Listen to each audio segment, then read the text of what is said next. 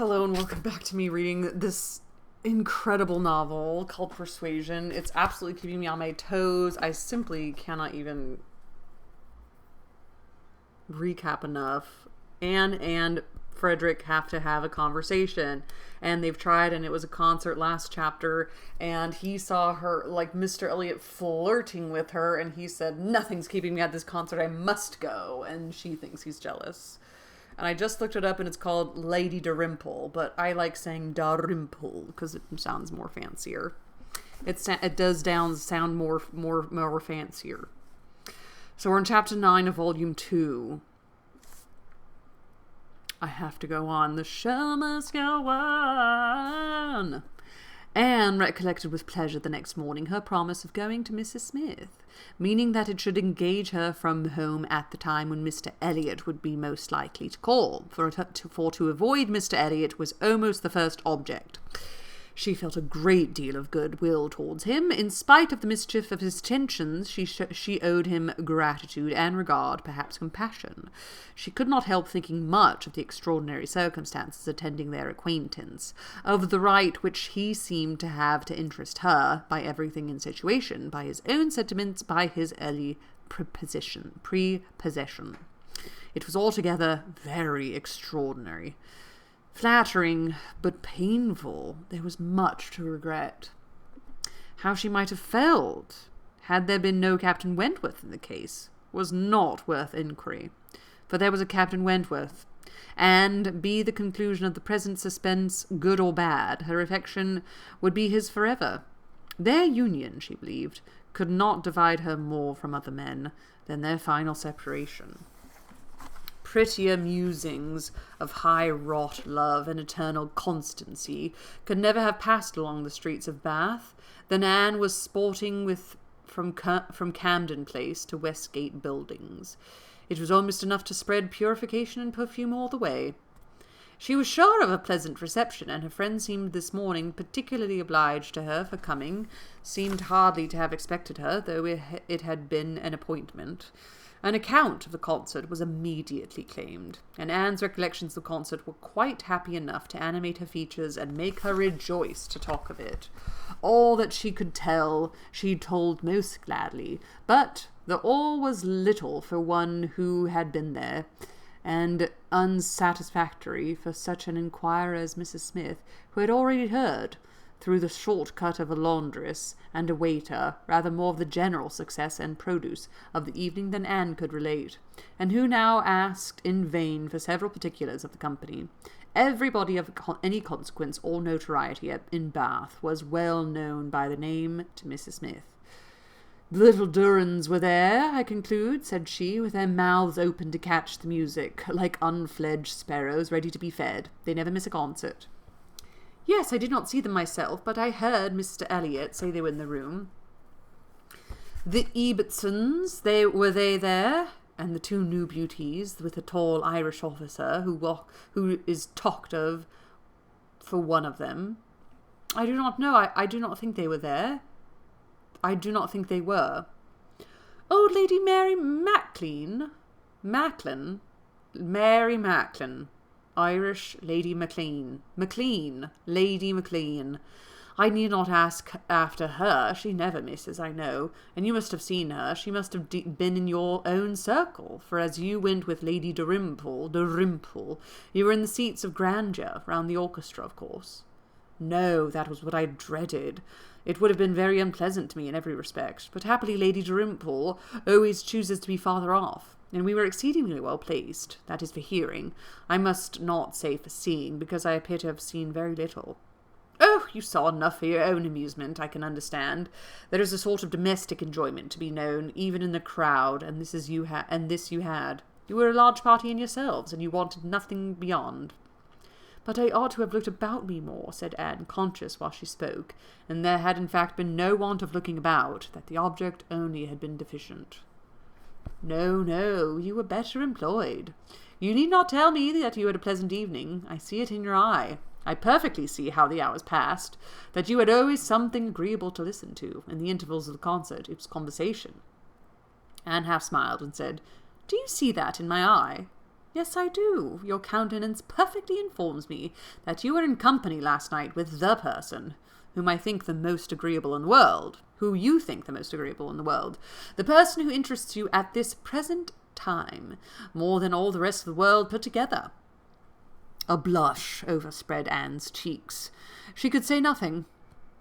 And such being the case, concluded Mrs. Smith after the short pause, I hope you believe that I do not know how to value your kindness in coming to me this morning. It is really very good of you to come and sit with me when you must have so many pleasant demands upon your time. Anne heard nothing of this. She was still in the astonishment and confusion, excited by her friend's penetration, unable to imagine how any report of Captain Wentworth could have reached her. After another short silence, "Pray," said Mrs. Smith, "is Mr. Elliot aware of your acquaintance with me? Does he know I am in Bath?" "Mr. Elliot?" repeated Anne, looking up surprised. A moment's reflection showed her the mistake she had been under. She caught it instantaneously, and recovering courage with the feeling of safety, soon added more composedly, "Are you acquainted with Mr. Elliot?" "I have been a good deal acquainted with him," replied Mrs. Smith gravely, "but it seems worn out now. It is a great while since we met." "I was not at all aware of this. You never mentioned it before. Had I known it, I would have had the pleasure of talking to him about you." "To confess the truth," said Mrs. Smith, assuming her usual air of cheerfulness, this is exactly the pleasure I want you to have. I want you to talk about me to Mr. Elliot. I want your interest with him. He can be of essential service to me, and if you would have the goodness, my dear Miss Elliot, to make it an object to yourself, of course it is done." "I should be extremely happy. I hope you cannot doubt my willingness to be of even the slightest use to you," replied Anne. "But I suspect that you are considering me as having a higher claim on Mr. Elliot, a greater right to influence him, than is really the case. I am sure you have somehow or other imbibed such a notion. You must consider me only as Mr. Elliot's relation. If in that light, if there is anything which you suppose his consciousness might fairly ask of him, I beg you would not hesitate to employ me."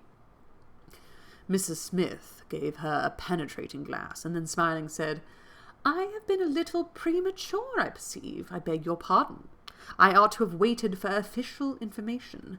But now, my dear Miss Elliot, as an old friend, do give me a hint as to when I may speak. Next week? To be sure, by next week I may be allowed to think it all settled, and build my own selfish schemes on Mr. Elliot's good fortune." "No," replied, "nor next week, nor next, nor next. I assure you that nothing of the sort you are thinking of will be settled any week. I am not going to marry Mr. Elliot. I should like to know why you imagine I am." Mrs. Smith looked at her again, looking earnestly, smiled, shook her head, and exclaimed, "Now, how I do wish I understood you. How I do wish I knew what you were at. I have a great idea that you do not design to be cruel when the right moment comes. Till it does come, you know, we women never mean to have anybody. It is a thing of course among us that every man is refused till he offers. But why should we be cruel? Let me plead for my present friend, I cannot call him, but my former friend. Where can you look for a more suitable match? Where could you expect a more gentlemanlike, agreeable man? Let me recommend Mr. Elliot. I am sure you hear nothing but good of him from Colonel Wallis, and who can know him better than Colonel Wallis? My dear Mrs. Smith, Mr. Elliot's wife has not been dead much above half a year. He ought not to be supposed to be paying his addresses to anyone." "Oh, if these are your only objections," cried Mrs. Smith archly, "Mr. Elliot is safe, and I shall give myself no more trouble about him. Do not forget me when you are married, that is all.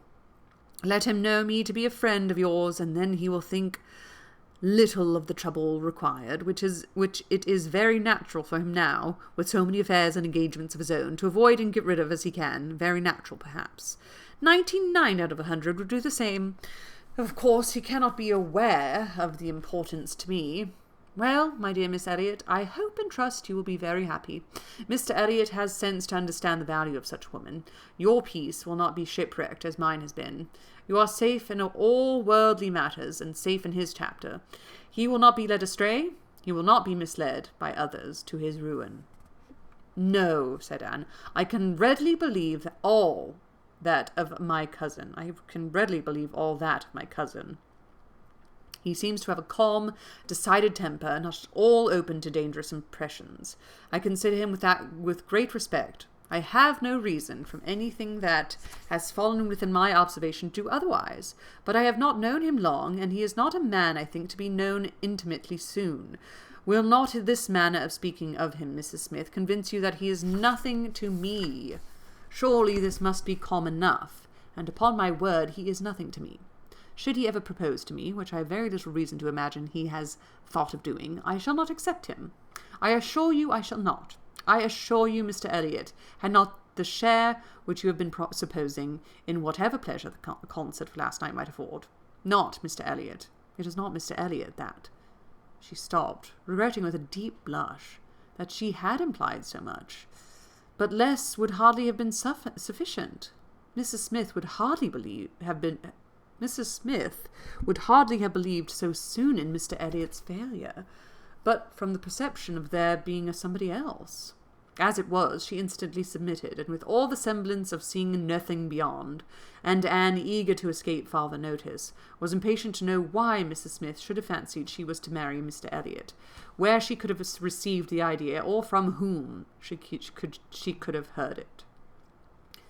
Do tell me how it first came into your head. It first came into my head, replied Mrs. Smith, upon finding how much you were together, and feeling to be the most probable thing in the world to be wished for by everybody belonging to either of you. And you may depend upon it that all your acquaintance have disposed of you in the same way. But I never heard it spoken of till 2 days ago. And has it indeed been spoken of? Did you observe the woman who opened the door to you when you called yesterday? No. Was it not Mrs. Speed, as usual, or the maid? I observed no one in particular. It was my friend, Mrs. Rook, Nurse Rook, who, by the by, had a great curiosity to see you, and was delighted to be in the way to let you in. She came away from Marlborough Buildings only on Sunday, and she it was who told me you were to marry Mr. Elliot. She had it from Mrs. Wallace herself, which did not seem bad authority. She sat an hour with me on Monday evening and gave me the whole history. The whole history, repeated Anne, laughing. She could not make it a very long history, I think, of one such little article of unfounded news. Mrs. Smith said nothing. But, continued Anne presently, though there is no truth in my having this claim on Mr. Elliot, I should be extremely happy to be of use to you in any way that I could. Shall I mention him to him your being in Bath? Shall I take any message? No. I thank you. No, certainly not. In the warmth of the moment, and under a mistaken impression, I might, perhaps, have endeavoured to interest you in some circumstances, but not now. No, I thank you. I have nothing to trouble you with. I think you spoke of having known Mr. Elliot many years? I did. Not before he married, I suppose? Yes, he was not married when I knew him first. And were you much acquainted? Intimately. Indeed? Then do tell me what he was at the time of life. I have a great curiosity to know what Mr. Elliot was as a very young man. Was he at all such as he appears now? I have not seen Mr. Elliot these 3 years, was Mrs. Smith's answer, given so gravely that it was impossible to pursue the subject farther. And Anne felt that she had gained nothing but an increase of curiosity. They were both silent. Mrs. Smith very thoughtful, at last. I beg your pardon, my dear Miss Elliot, she cried in her natural tone of cordiality. I beg your pardon for the short answers I have been giving you, but I have been uncertain what I ought to do. I have been doubting and considering as to what I ought to tell you. There were many things to be taken into the account. One hates to be officious, to be giving bad impressions, making mischief. Even the smooth surface of family union seems worth preserving, though there may be nothing durable beneath. However, I have determined. I think I am right. I think you ought to be made acquainted with Mr. Elliot's real character, though I fully believe that, at present, you have not the smallest intention of accepting him. There is no saying what may happen. You might, some time or other, be differently affected toward him. Hear the truth, therefore, now, while you are unprejudiced. Mr. Elliot is a man without heart or conscience, a designing, wary, cold-blooded being who thinks only of himself, who for his own interest or ease would be guilty of any cruelty or any treachery that could be perpetuated without risk of his general character. He has no feelings for others. Those whom he has been the chief cause of leading into ruin, he can neglect and desert without the smallest compunction. He is totally beyond the reach of any sentiment of justice or compassion. Oh, he is black at heart, hollow and black. Anne's astonished air and exclamation of wonder made her pause, and in a calmer manner she added, "My expressions startle you. You must allow for an injured, angry woman. But I will try to command myself. I will not abuse him. I will only tell you what I have found him. Facts shall speak. He was an intimate friend of my dear husband, who trusted and loved him, and thought him as good as himself. The intimacy had been formed before our marriage. I found them most intimate friends, and I too became excessively pleased with Mr. Elliot, and entertained the highest opinion of him. At 19, you know, one does not think very seriously, but Mr. Elliot appeared to me quite as good as others, and much more agreeable than most others, and we were almost always together. We were principally in town, living in very good style. He was then the inferior in circumstances. He was then the poor one. He had chambers in the Temple, and it was as much as he could do to support the appearance of a gentleman. He had always a home with us whenever he chose it. He was always welcome. He was like a brother. My poor Charles, who had the finest, most generous spirit in the world, would have divided his last farthing with him, and I know that his purse was open to him. I know that he often assisted him." "This must have been about the very period of Mr. Elliot's life," said Anne, "which has always excited my particular curiosity. It must have been about the same time that he became known to my father and sister. I never knew him myself, I only heard of him, but there was something in his conduct then with regard to my father and sister, and afterwards in the circumstances of his marriage, which I never could quite reconcile with present times. It seemed to announce a different sort of man." "I know it all. I know it all," cried Mrs. Smith. "He had been introduced to Sir Walter and your sister before I was acquainted with him, but I heard him speak of them forever. I know he was invited and encouraged, and I know he did not choose to go. I can satisfy you, perhaps, on points which you would little expect. And as to his marriage, I knew all about it at the time. I was privy to all the fors and againsts. I was the friend to whom he confided his hopes and plans, and though I did not know his wife previously, her inferior situation in society indeed rendered that impossible, yet I knew her all her life afterwards, or at least till within the last 2 years of her life, and can answer any question you wish to put." "Nay," said Anne, "I have no particular inquiry to make about her. I have always understood they were not a happy couple, but I should like to know why, at that time of his life, he should slight my father's acquaintance as he did. My father was certainly disposed to take very kind and proper notice of him. Why did Mr. Elliot draw back?" "Mr.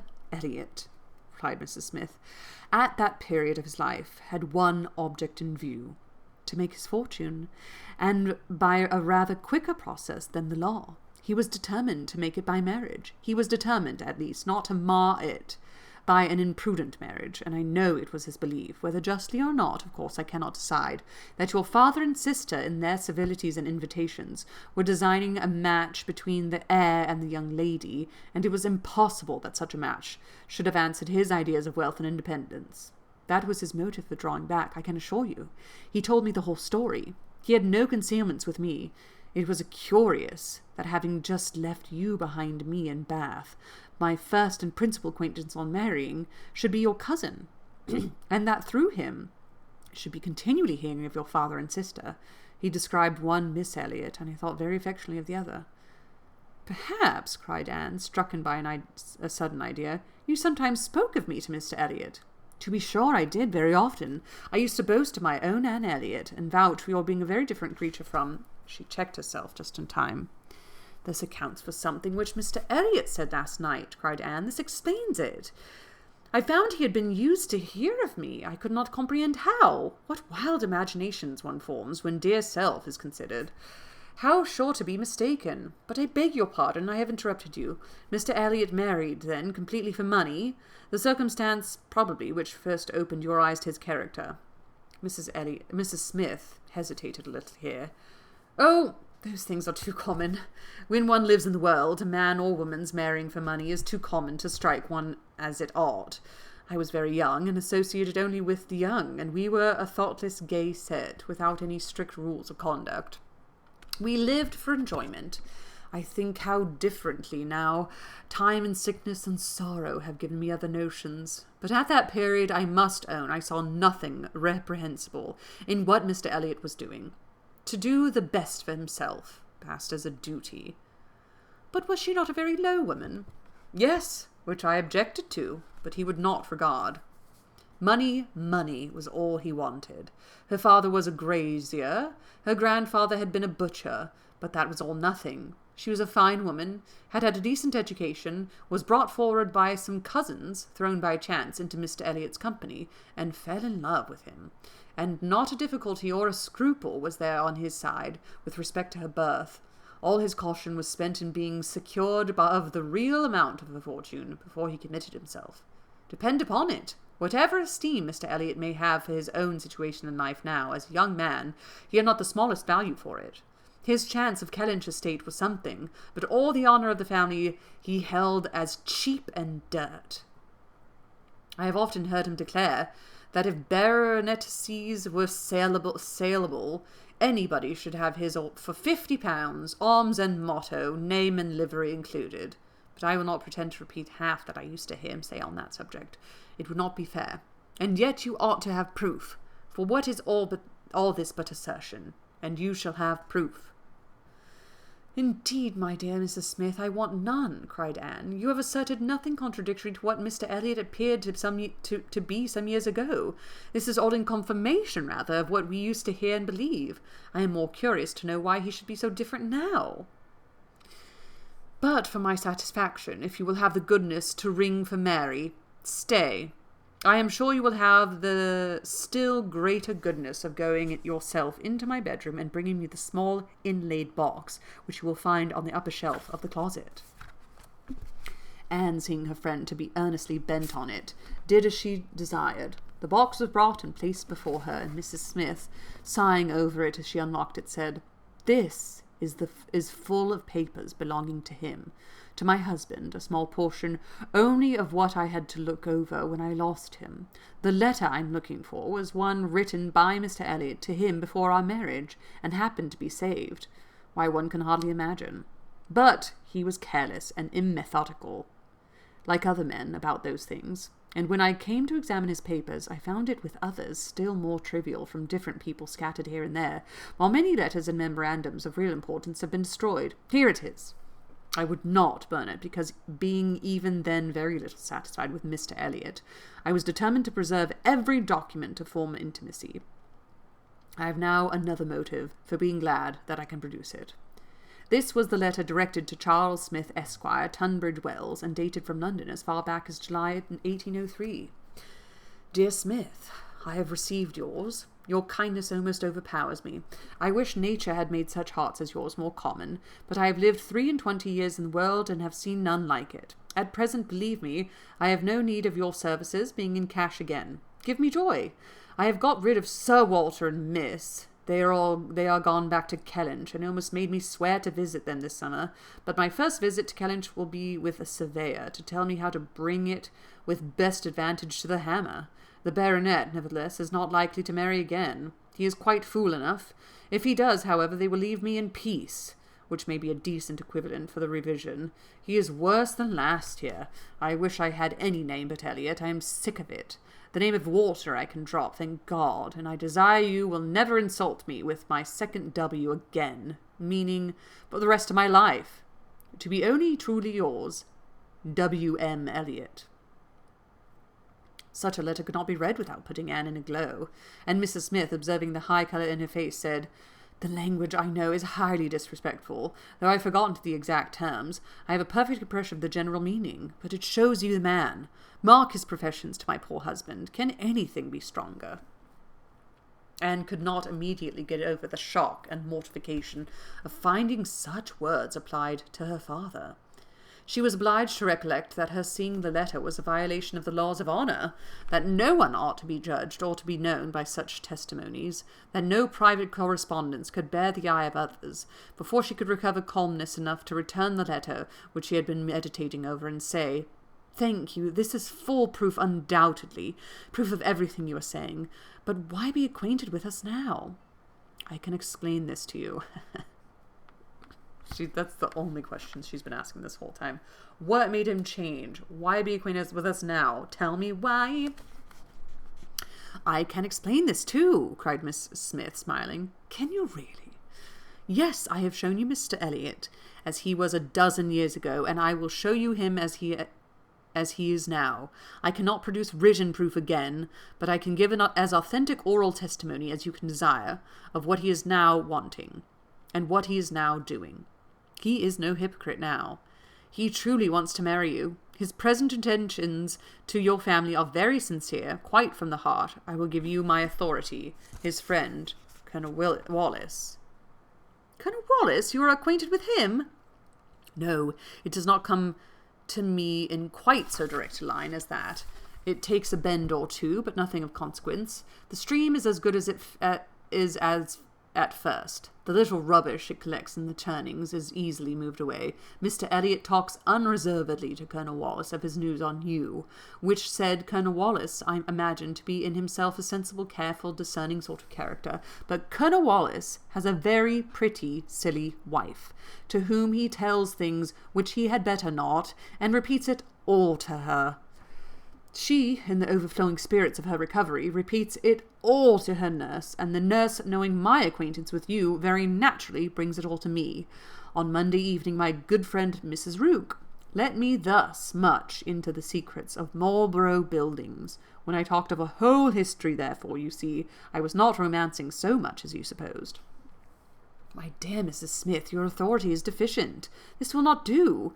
Mr Elliot's having any views on me will not be in the least account for the efforts he made towards a recollection with my father. That was all prior to my coming to Bath. I found them on the most friendly terms when I arrived." "I know you did. I know it all perfectly, but—" "Indeed, Mrs Smith, we must not expect to get real information in such a line. Facts or opinions which are to pass through the hands of so many, to be misconceived by folly in one and ignorance in another, can hardly have much truth left." "Oh, give me a hearing. Only give me a hearing. You will soon be able to judge of the general credit due, by listening to some particulars which you can yourself immediately contradict or confirm. Nobody supposes that you were his first inducement. He had seen you indeed before he came to Bath, and admired you, but without knowing it to be you. So says my historian, at least. Is this true? Did he see you last summer or autumn, somewhere down in the west, to use her own words, without knowing it to be you?" "He certainly did. So far it is very true. At Lyme. I happened to be at Lyme." "Well," continued Mrs Smith triumphantly, "grant my friend the credit due to the establishment of the first point asserted. He saw you then at Lyme, and liked you so well as to be exceedingly pleased to meet with you again in Camden Place as Miss Anne Elliot, and from that moment, I have no doubt, had a double motive in his visit there. But there was another, and an earlier, which I will now explain. If there is anything in my story which you know to be either false or improbable, stop me. My account states that your sister's friend, the lady now staying with you, whom I have heard you mention, came to Bath with Miss Elliot and Sir Walter as long ago as September." I knew Mrs Clay could be... Ooh, there's something with Mrs Clay, and I knew it. Right? It's Mrs Clay in the closet with a hammer? Yeah, why is Miss Clay always around? This is what I'm saying. In short, when they first came themselves, and has been staying there ever since, that she is clever, insinuating, handsome woman, poor and plausible, and altogether such in situation and manner as to give a general idea among Sir Walter's acquaintance of her meaning to be Lady Elliot, and as general a surprise that Miss Elliot should be apparently blind to the danger. Here Mrs Smith paused a moment, but Anne had not a word to say, and she continued. This was the light in which it appeared to those who knew the family long before your return to it, and Colonel Wallis had his eye upon your father enough to be sensible of it, though he did not then visit in Camden Place, but his regard for Mr Elliot gave him an interest in watching all that was going on there, and when Mr Elliot came to Bath for a day or two, as he happened to do a little before Christmas, Colonel Wallis made him acquainted with the appearance of things, and the reports beginning to prevail. Now you ought to understand that that time had worked a very material change in Mr Elliot's opinions as to the value of baronetcy. Upon all points of blood and connection, he is a completely altered man. Having long had as much money as he could spend, nothing to wish for on the side of avarice or indulgence, he has been gradually learning to pin his happiness upon the consequence he is heir to. I thought it coming on before our acquaintance ceased, but it is now a confirmed feeling. He cannot bear the idea of not being Sir William. You may guess, therefore, that the news he heard from his friend could not be very agreeable, and you may guess what it produced. The resolution of coming back to Bath as soon as possible, and of fixing himself here for a time, with the view of renewing his former acquaintance, and with recovering such a footing in the family as might give him the means of ascertaining the degree of his danger, and of circumventing the lady if he found it material. That was agreed upon between the two friends as the only thing to be done, and Colonel Wallis was to assist in every way that he could. He was to be introduced, and Mrs Wallis was to be introduced, and everybody was to be introduced. Mr Elliot came back accordingly, and on application was forgiven, as you know, and readmitted into the family. And there it was his constant object, and his only object, till your arrival added another motive, to watch Sir Walter and Mrs Clay. He omitted no opportunity of being with them, threw himself in their way, called at all hours, but I need not be particular on this subject. You can imagine what an artful man would do, and with his guide, perhaps, may recollect what you have seen him do. Yes, said Anne, you tell me nothing which does not accord with what I have known or could imagine. There is always something offensive in the details of cunning. The manoeuvres of selfishness and duplicity must ever be revolting, but I have heard nothing which really surprises me. I know those who would be shocked by such a representation of Mr Elliot, who would have difficulty in believing it, but I have never been satisfied. I have always wanted some other motive for his conduct than appeared. I should like to know his present opinion as to the probability of the event he has been in dread of, whether he considers the danger to be lessening or not. Lessening, I understand, replied Mrs Smith. He thinks Mrs Clay afraid of him, aware that he sees through her, and not daring to proceed as she might do in his absence. But since he must be absent some time or other, I do not perceive how he can ever be secure, while she holds her present influence. Mrs Wallis has an amusing idea, as nurse tells me, that it is to be put into the marriage articles when you and Mr Elliot marry, that your father is not to marry Mrs Clay, a scheme worthy of Mrs Wallis's understandings by all account, but my sensible nurse Rook sees the absurdity of it. Why, to be sure, ma'am, she said, it would not prevent his marrying anybody else. And indeed, to own the truth, I do not think nurse in her heart is a very strenuous opposer of Sir Walter's making a second match. She must be allowed to be a favourer of matrimony, you know, and since self will intrude, who can say that she may not have some flying visions of attending to the next Lady Elliot through Mrs Wallis's recommendation? I am very glad to know all this, said Anne, after a little thoughtfulness. It will be more painful to me in some respects to be in company with him, but I shall know better what to do. My line of conduct will be more direct. Mr Elliot is evidently a disingenuous, artificial, worldly man, who has never had any better principle to guide him than selfishness. But Mr Elliot was not yet done with. Mrs Smith had been carried away from her first direction, and Anne has forgotten, in the interest of her own family concerns, how much had been originally implied against him.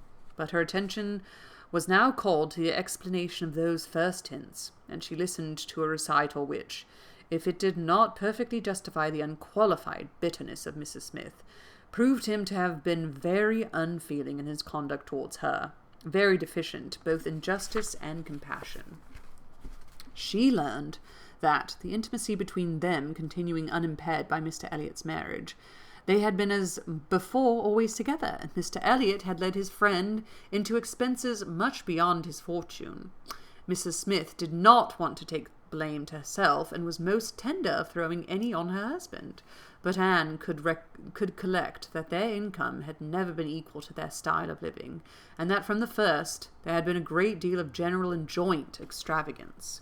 From his wife's account of him she could discern Mr. Smith to have been a man of warm feelings, easy temper, careless habits, and not strong understanding, much more amiable than his friend and very unlike him, led by him and probably despised by him. Mr. Elliot, raised by his marriage to great affluence, and disposed to every gratification of pleasure and vanity, which could be commanded without involving himself. For with all his self-indulgence he had become a prudent man, and beginning to be rich, just as his friend ought to have found himself to be poor, seemed to have no concern at all for that friend's probable finances, but, on the contrary, had been promoting and encouraging expenses which could end only in ruin, and the Smiths, accordingly, had been ruined. The husband had died just in time to be spared the full knowledge of it. They had previously known embarrassments enough to try the friendship of their friends, and to prove that Mr. Elliot's had better not be tried. But it was not till his death that the wretched state of his affairs was fully known. With a confidence in Mr. Elliot's regard more creditable to his feelings than his judgments, Mr. Smith had appointed him the executor of his will, but Mr. Elliot would not act, and the difficulties and distresses which his refusal had heaped on her, in addition to the inevitable sufferings of her situation, had been such as could not be related without anguish of spirit, or listened to without corresponding indignation. Anne was shown some letters of his on the occasion, answers to urgent applications from Mrs. Smith, which all breathed the same stern resolution of not engaging in the fruitless trouble, and under a cold civility the same hard-hearted indifference to any of the evils it might bring on her. It was a dreadful picture of ingratitude and inhumanity, and Anne felt at some moments that no flagrant open crime could have been worse. She had a great deal to listen to, all the particulars of past sad schemes, all the minutiae of distress upon distress, which in former conversations had been merely hinted at, were dwelt on now with a natural indulgence. Anne could perfectly comprehend the exquisite relief, and was only the more inclined to wonder at the composure of her friend's usual state of mind. There was one circumstance in the history of her grievances of particular irritation. She had good reason to believe that some property of her husband's in the West Indies, which had been for many years under a sort of sequestration for the payment of his own encumbrances, might be recoverable by property measures, and this property, though not large, would be enough to make her comparatively rich. But there was nobody to stir in it. Mr. Elliot would do nothing, and she could do nothing herself, equally disabled from personal exertion by her state of bodily weakness, and from employing others by her want of money.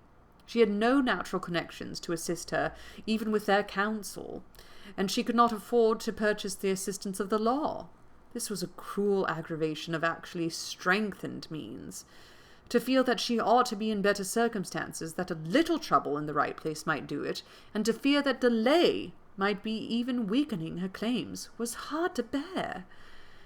It was on this point that she had hoped to engage Anne's good offices with Mr. Elliot. She had previously, in the anticipation of the marriage, been very apprehensive of losing her friend by it.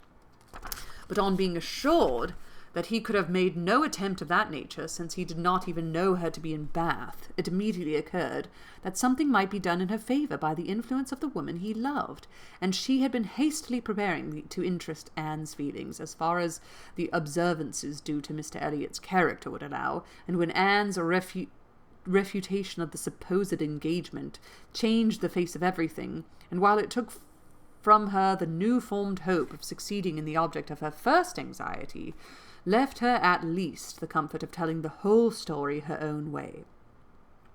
After listening to this full description of Mr. Elliot, Anne could not but express some surprise at Mrs. Smith's having spoken of him so favourably in the beginning of their conversation. She seemed to recommend and praise him. "My dear," was Mrs. Smith's reply, "there was nothing else to be done. I considered your marrying him as certain, though he might not yet have made the offer. And I could no more speak the truth of him than if he had been your husband. My heart bled for you, as I talked of happiness, and yet he is sensible, he is agreeable, and with such a woman as you, it is not absolutely hopeless. He was very unkind to his first wife. They were wretched together, but she was too indignant and giddy for respect, and he had never loved her. I was willing to hope that you must fare better. Anne could just acknowledge within herself such a possibility of having been induced to marry him, as made her shudder at the idea of the misery which must have followed. It was just possible that she might have been persuaded by Lady Russell, and under such a supposition, which would have been most miserable when time had disclosed all too late. It was very desirable that Lady Russell should be no longer deceived, and one of the concluding arrangements of this important conference, which carried them through the greater part of the morning, was that Anne had full liberty to communicate to her friend everything relative to Mrs. Smith, in which his conduct was involved. And now I want you to run as fast as you can to Mr. Wentworth and throw your arms around him and say, take me, I'm yours. Right? Because he's so nice, and he's such a nice man, and he always has been. Oh my God. This was the one chapter I could tolerate because there was so much juicy gossip tea in it, and I simply had to hear it. And I'm fine with that. Happy reading.